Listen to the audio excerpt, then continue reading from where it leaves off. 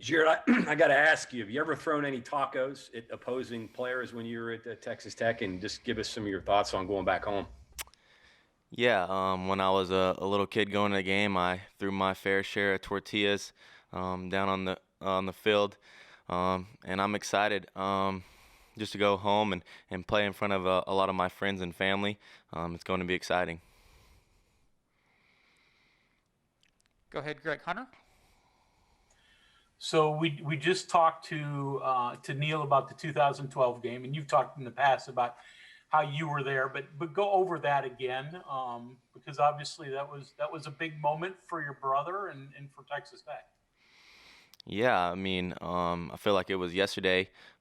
Geno Smith and Stedman Bailey and Tavon Austin, all those guys came in, ranked 3 or 5, I can't remember. And my brother had a really good game, and I asked my dad if I could rush the field. Went on the field and ran around. Tried to find my brother, couldn't find him, but just kind of enjoyed the experience of getting to rush the field, and was hoping I could do that one day. And hopefully this time I can reverse the roles and go out there and do what my brother did on for West Virginia. Kevin Kinder is next. Go ahead, Kevin. When you have a negative play or something bad happens during the game, what's the process you go through to kind of reset and get back on track? Anybody particular you talk to, anything you do? And then, what does that work? What's the result of that, working that out when, that happens, something happens well positive? Yeah, first thing I do is I go get on the phone, talk to Coach Reagan, see what I did wrong or what he saw, what I saw, get it fixed, and then go to the old lineman, touch all those guys, let them know that we're going to go to the next play, go to the receivers, tell them I'm coming right back to them, and just reset my mind and play the next play. Don Williams is next. Hi, Don. Hello, thank you. Hey, Jarret, Neil was talking yesterday on the conference call about his recollections of you when you would come to camp. He said you and Charlie Brewer would come to camp when y'all were young guys. Mm-hmm. Do you remember how many times you went to camp at Texas Tech and what that experience was like, and what your early impressions were of Neil when you were, 12 years old or whatever?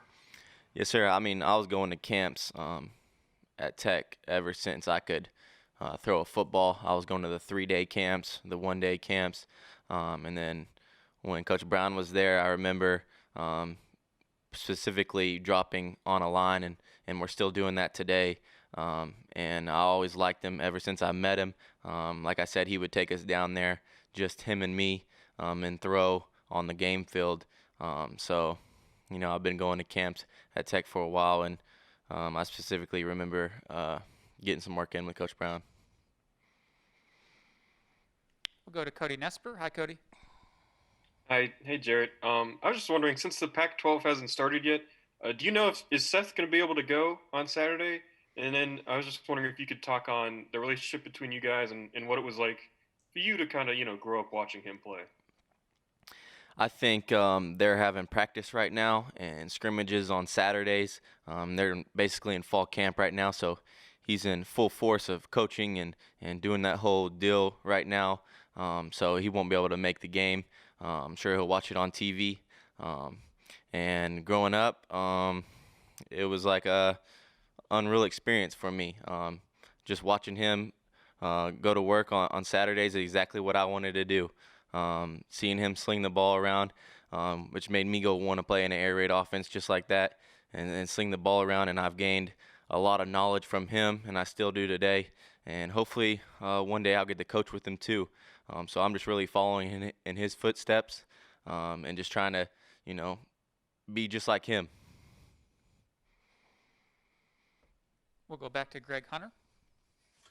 So, Jarret, the West Texas winds are notorious for those of us who aren't there. Mm-hmm. So you lived in it. What's it like? And then what's it like to play in it? And are there fundamentals you have to do to be successful in it?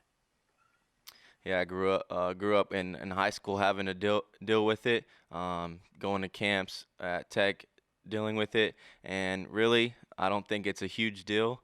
You just kind of have to tighten your spiral down, and put maybe a little more velocity on it. But there's no secret to it or key to it.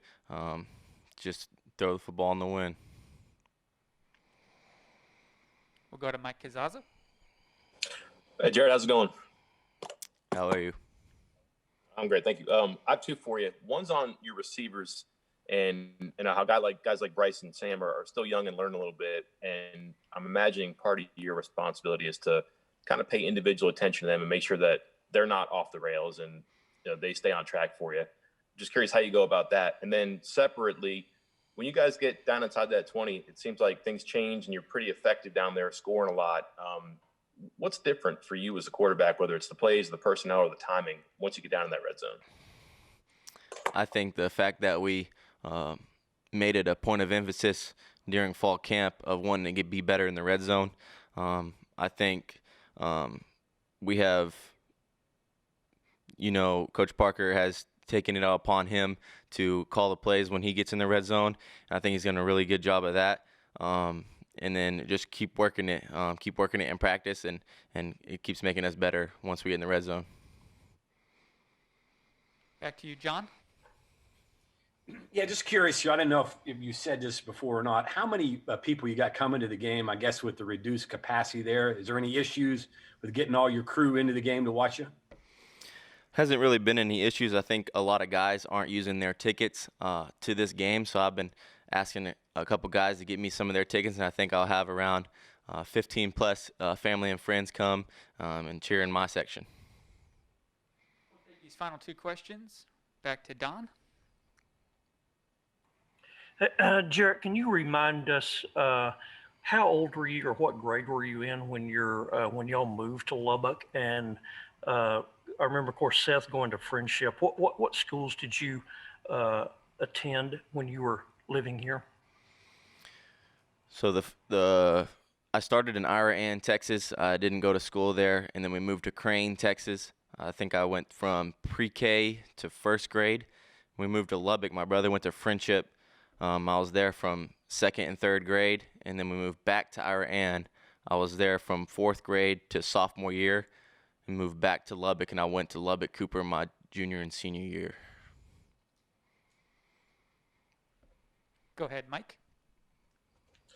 Yeah, Jarret, I want to get back to the receivers and kind of the caretaker role you have with Bryce and Sam. Yeah, I mean, those two guys are two of our best receivers, and if they're having good games or bad games, I'm always there. Right when I come off the sidelines, if it's a drop, I'm telling them I'm coming right back to them every time. Those are my two go-to guys. If if they're balling out, then I don't really got to say much to them. And if their confidence is high, you really don't have to say much to them. Just keep giving them the football.